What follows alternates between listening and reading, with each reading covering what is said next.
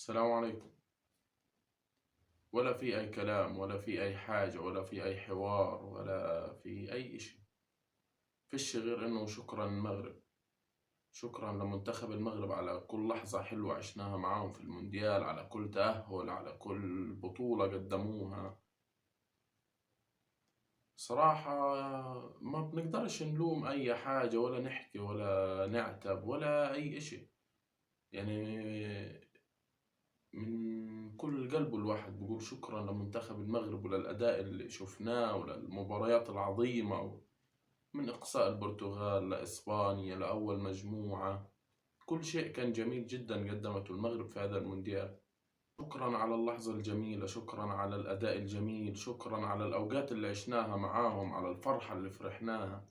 يعني إحنا كمشجعين عرب كانت أقصى فرحتنا أو أقصى طموحنا إنه يعني منتخباتنا العربية تمثلنا تمثيل مشرف في المونديال، إنها تلعب بندية.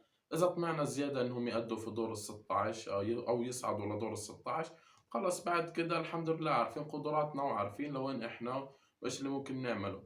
بس إنه يجيك منتخب زي منتخب المغرب أول مجموعة يقصي إسبانيا، يقصي البرتغال، في نصف النهائي يواجه فرنسا، ويواجه فرنسا بندية كمان، ومعظم الأوقات فرنسا على المحك تكون. بس وشاء القدر، الواحد بضل يعيد ويزيد بنفس الكلام. برضو ما بنقول غير شكرا للمغرب، شكرا للحظات الحلوة، شكرا لكل إشي. أنا عمري ما كنت متصور إنه منتخب عربي أصلا يوصل ربع النهائي مش نص النهائي، لكن إجانا منتخب المغرب خلى هاي الأحلام كلها وهاي التصورات لواقع، واقع باستحقاق كمان. يعني عن أحقية، تأهل من إسبانيا وكان بيستحق، تأهل من البرتغال وكان بيستحق، صعد أول مجموعة وكان بيستحق، ولو تأهل من فرنسا كمان كان حيكون بيستحق، لأنه أدى مباراة عظيمة جدا جدا. صراحة كل الفخر والاعتزاز لهذا المنتخب العريق، من لاعبين إلى مدرب إلى اتحاد إلى جماهير، لكل شيء كل شيء كل شيء في هذا المنتخب كان عظيم جدا جدا. المغرب السنة ما كانش منتخب المغرب، كان منتخب العرب. بونو، حكيمي، زياش، بوفال، مرابط، اليامقي، الزلزولي، الحمد الله، بنون، النصيري، وليد الركراكي المدرب على رأسهم، وكل اللاعبين وكل الطاقم الفني وكل الإدارة الفنية وكل شيء في هذا الاتحاد وهذا المنتخب. شكرا لهم، شكرا على جميع اللحظات اللي عشناها معاهم. المغرب في هذا المونديال سطرت التاريخ، سطرت التاريخ، يعني خلت عنا أحلام كبيرة. وإن شاء الله هذا المونديال بكون يعني مونديال تغيير التاريخ للعرب كلهم في المونديال.